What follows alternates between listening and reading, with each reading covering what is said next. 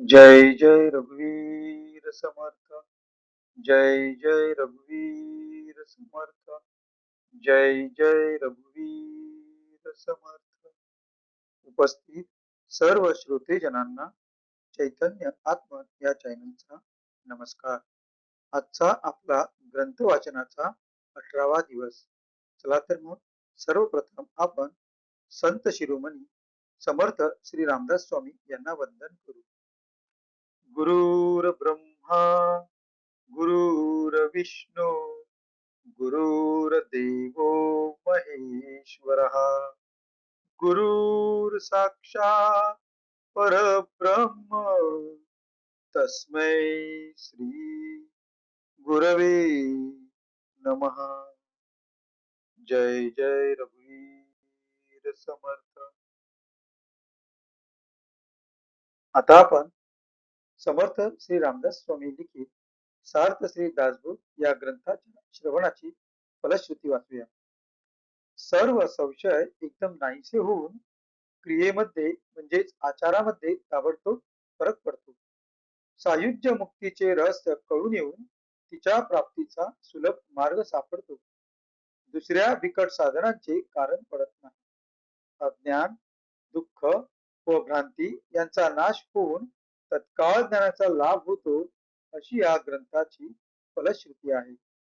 योग्यांचे परमभाग्य असे वैराग्य अंगामध्ये बांधते. विवेक व चातुर्य यथा योग्य प्राप्त होते. जे कोणी संशयग्रस्त, अवगुणी व अवलक्षणी असतील ते सुलक्षणी, धूर्त, तत्ववेत्ते, चतुर व समयज्ञ असे होतील. आळशी असतील ते उद्योगी होतील. पाप्यांना पश्चाताप होऊन ते शुद्ध होतील. आणि भक्ती मार्गाचे निंदक असतील तेही भक्ती मार्गाला वंदन करू लागतील. बद्धांचेच मुमुक्षु होतील व मूर्ख अति दक्ष होतील. अभक्तांना भक्ती मार्गाच्या योगाने मोक्ष मिळेल. अनेक दोषांचा नाश होऊन पतित असतील तेच पावन होतील.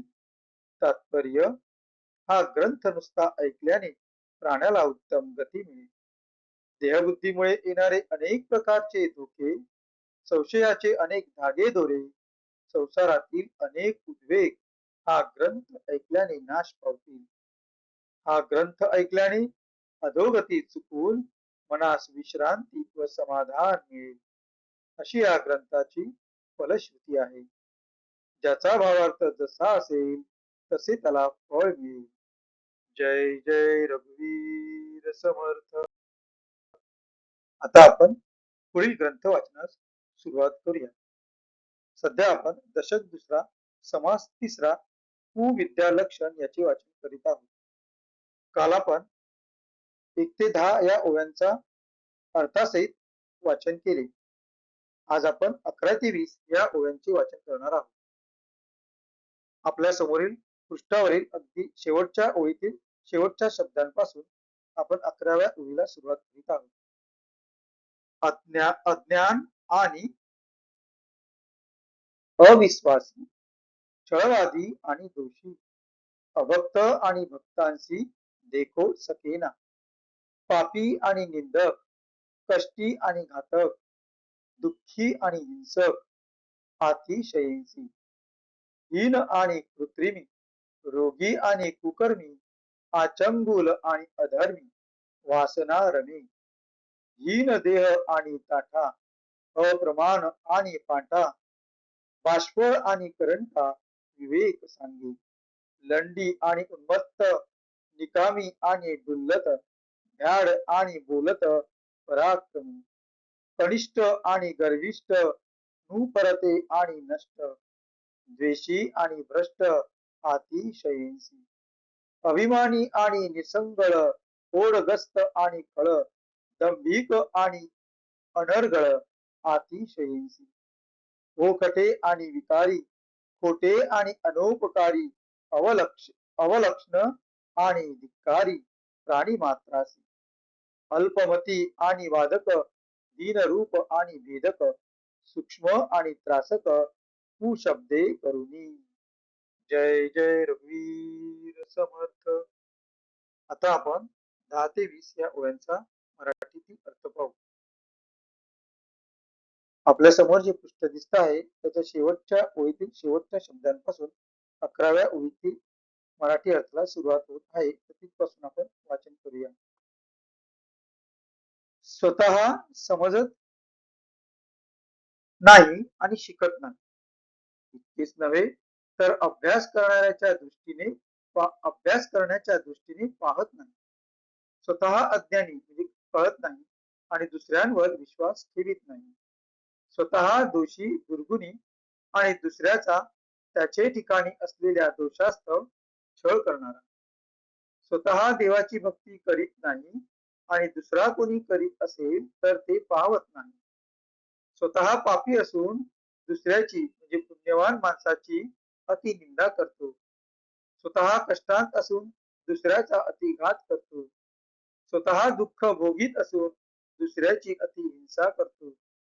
हीन असून डवली, नटव्या, ढोंगी, रोगी असून जेणेकरून रोग होईल अशी दुष्कर्मे करणारा. कृपण असून ज्याची वासना अधर्मात वावरत आहे असा म्हणजे पाप वासना असलेला. रूप गुणाधिकांनी हीन असून रिकामा ताठा बाळगणारा. लबाड, अविश्वासी, अप्रमाणी असून पांटे फोडणारा. स्वच्छंद, अमर्याद आणि स्वतः करंटा असून लोकांना ज्ञान सांगतो. मित्रा असून माजोरी म्हणजे उद्धट, निरुपयोगी आणि गर्वाने डोलणारा. भ्याड असून पराक्रमाच्या बाता म्हणणारा. विद्या विनयाधिकांनी हीन पण गर्विष्ठ, विषयासक्त असून व्यसनी. दुसऱ्याचा द्वेष करतो पण स्वतः अतिशय भ्रष्ट. अभिमानी असून अति निर्लज्ज. नेहमी उडाताण झालेली देण्या घेण्याने तारांबळ झाली असून अति दुष्ट, ढोंगी आणि अमर्याद. घाणेरडा आणि कामक्रोधादी विकारांनी भरलेला. खोटा आणि कोणावरही उपकार न करणारा. उघड्या हाताने कावळा सुद्धा न हाकणारा. अवलक्षणी आणि प्रत्येक प्राण्याचा धिक्कार करणारा. स्वतः मंदबुद्धी आणि वादविवाद करणारा. आपण दीनरूप असून दुसऱ्याकडे दोषदृष्टीने पाहणारा. चिडचिड्या पण इतरांस अपशब्दाने ताडण करणारा. अशी 10 ते 20 या ओळ्यांमध्ये श्री समर्थांनी कुविद्येची लक्षणे सांगितलेली आहेत. आता पुढील ओळ्यांचे वाचन आपण पुढील भागात पाहू. जय जय रघुवीर समर्थ. आता आपण समर्थ श्री रामदास स्वामींना वंदन करून आजच्या या वाचनाची सांगता करूया. शुका सारिते पूर्ण वैराग्य जाचे, वसिष्ठा परिज्ञान योगेश्वराचे, कवी वाल्मिका सारिका मान्य ऐसा, नमस्कार माझा सद्गुरु रामदासा. जय जय रघुवीर समर्थ. सर्व श्रोतांना उपस्थित राहिल्याबद्दल पुन्हा एकदा धन्यवाद. भेटू पुढच्या भागात.